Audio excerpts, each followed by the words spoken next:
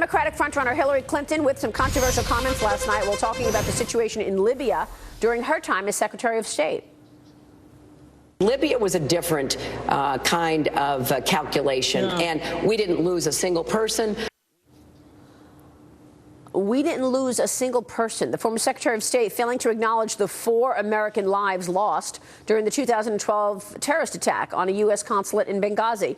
During an interview with Trish Regan last week, the mother of one of the Benghazi victims, Patricia Smith, said that Hillary Clinton lied to her about her son's death.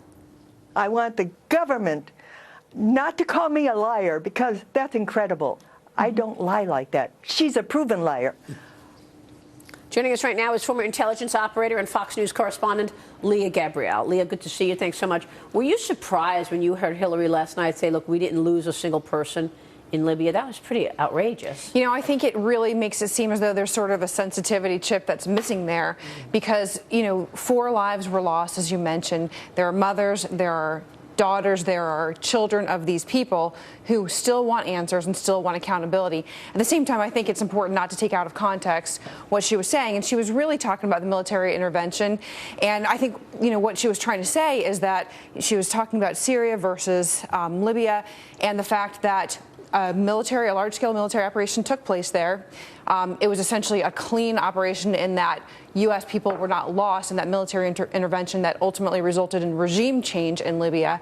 And I think that's kind of the point that she was trying to make. But you cannot take that separate and apart from what happened less than a year later in Libya, which is when the first U.S. ambassador was killed in the line of duty since 1979. Right, and then 3 other Americans were lost, and still to this day we don't have answers on exactly why that happened. Yeah. But Leah, I thought her comments were incredibly strange, considering just last week the president very vocally in the Atlantic criticized the British and the French for what happened in Libya. So I don't know if this is her way of sort of trying to salvage some of her reputation there. But the president himself is being incredibly critical of Libya and of our allies. Well, he is in fact being critical of Libya and of our allies in the intervention and really the aftermath of what happened. I mean, when you look at Libya, you know, she said that Libya isn't perfect. Libya is far from perfect. You essentially have 2 competing governments in Libya trying to operate right now, and then you have ISIS controlling territory there along the coast, and we've seen beheading videos from ISIS take place in Libya. Libya is a mess right now. There's a power vacuum, and power vacuums are never good. They become hotbeds of terrorism. But at the same time, she does have a foreign policy background. She does have that experience. And when you've been the person in the arena, compared to some of these politicians who have never been in the arena, you're going to have to defend some of your decisions. And I think that's what she's doing right now. But right now, it still looks like more of an albatross around her neck than a torch in her hand in terms of winning over voters and using this as something that she's running on. Instead, it's something she's trying to quietly rewrite what really happened. Yes, well, she knows that every decision she's made is going to be up to be looked at in this political cycle. And as I was saying, she has a record compared to some candidates who don't really have a foreign policy record.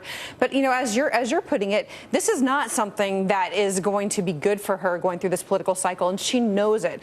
Decisions that led to what happened in Benghazi, the whole email scandal, these are things that, of course, she wants them to go away because they're not good for her political future. At the same time, it wouldn't be fair to say that politicians don't use that experience to try to degrade her background and her experience level. And she knows it. She knows that some of these have become political issues, and she's trying to squash them as much as she can.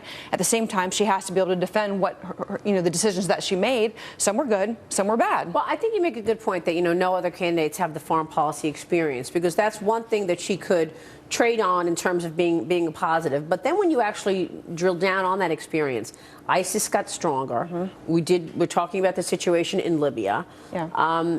We've lost a lot of friends overseas. I mean, the Saudis, the Qataris, the Emiratis, they're all saying, is America still behind us? The Israelis. The Israelis. That's a great point. Thank you very much. Yeah, and you're right. I think that's why, on days like today especially, it is so important for people to really listen to candidates and what they're saying, what the substance is behind what they're saying, how conversant they really are on these topics on foreign policy, because It's going to be important in the future. The next president needs to understand foreign policy, needs to understand the nuances of working with different countries around the world, building coalitions. And if they don't, we're going to have a problem. Some of these politicians, you can listen to them talk, you can listen to them when they're interviewed, you can hear how conversant they are. Some of them, there is no substance, and it's important for anyone going to the polls today or any other day to really pay attention to how conversant, what their real knowledge is. If I'm a Hillary Clinton supporter in a general election, do I care about Benghazi? Do I care about the emails? I think that's a great question. If you're a Republican, you probably do. If you're a Democrat Right. and you support her, then you're probably not really wanting to. And that's kind of just the way I think people operate when it comes to politics. When you like somebody, you want to see the good. When you don't like somebody, you want to see the bad. Bottom line.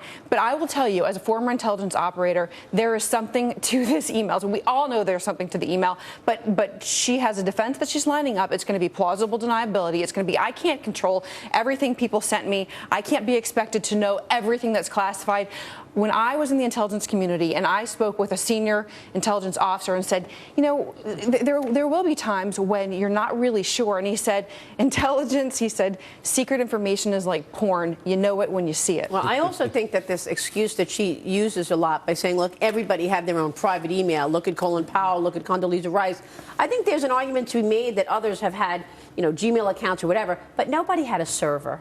So it's really disingenuous. And it goes- Nobody put a server in their basement. Come on. No one And told in an people to election- wipe the classified markings off And the in an emails. election season, Right. where people are being judged on big picture personality issues, it points to bad judgment. Yes. Two words. Bad It's judgment. just bad judgment. There's no way to deny that. And she has even admitted it. She said, I shouldn't have done it. I did it. All right, Leah. Really, really good info, Leah. Thank you so much. Leah Gabrielle with the latest there. The producer price index just came out. Inflation indicator down 0.2%.